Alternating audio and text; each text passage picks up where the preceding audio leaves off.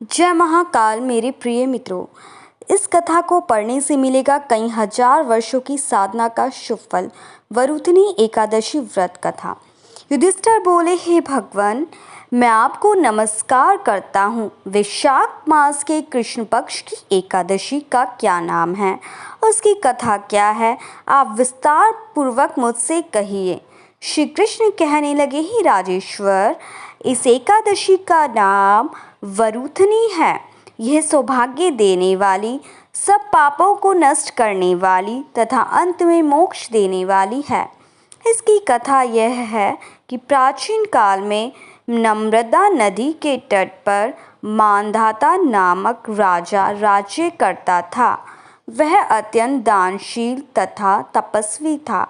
एक दिन जब वह जंगल में तपस्या कर रहा था, तभी न जाने कहाँ से एक जंगली भालू आया और राजा का पैर चबाने लगा।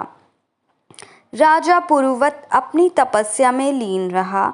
कुछ देर बाद पैर चबाते चबाते भालू राजा को घसीटकर पास के जंगल में ले गया।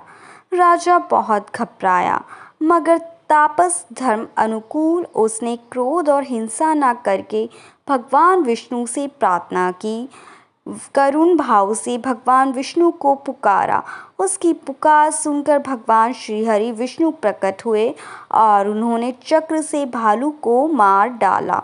राजा का पैर भालू पहले ही खा चुका था, इससे राजा बहुत ही शोकाकुल हुआ। उसे दुखी देखकर भगवान विष्णु बोले, हे वत्से, शोक मत करो, तुम मथुरा जाओ और वरुथनी एकादशी का व्रत रखकर मेरी वराह अवतार मूर्ति की पूजा करो।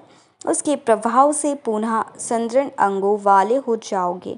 इस भालू ने तुम्हें जो काटा है, यह तुम्हारे पूर्व जन्म का अपराध था।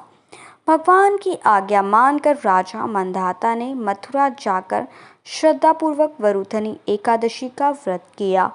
इसके प्रभाव से राजा शीघ्र ही पुनः सुंदर और संपूर्ण अंगों वाला हो गया। इसी एकादशी के प्रभाव से राजा मांधाता स्वर्ग गया था। जो भी व्यक्ति भय से पीड़ित है, उसे वरुथनी एकादशी का व्रत रखकर भगवान विष्णु का स्मरण करना चाहिए। इस व्रत को करने से समस्त पापों का नाश होकर मोक्ष मिलता है। वरुथनी एकादशी व्रत के नियम। वरुथनी एकादशी का व्रत दशमी तिथि की रात्रि से ही शुरू हो जाता है। इस दिन तामसिक भोजन जैसे मांस, मदिरा, प्याज और लहसुन का सेवन नहीं करना चाहिए। एकादशी के दिन सुबह उठकर स्नान करें और भगवान विष्णु की विधि पूर्वक पूजा करें। पूरे दिन निर्जला या फलाहार पर व्रत करें। शाम को भगवान विष्णु की आरती करें। द्वादशी के दिन ब्राह्मणों को भोजन कराएं और दान दक्षिणा दें। इसके बाद ही व्रत का पारण करें।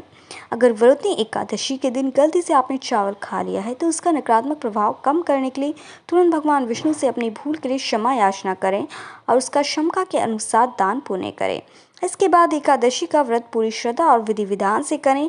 ऐसा करने से इसके अशुभ प्रभाव को आसानी से कम किया जा सकता है। जय महाकाल मेरे प्यारे मित्रों।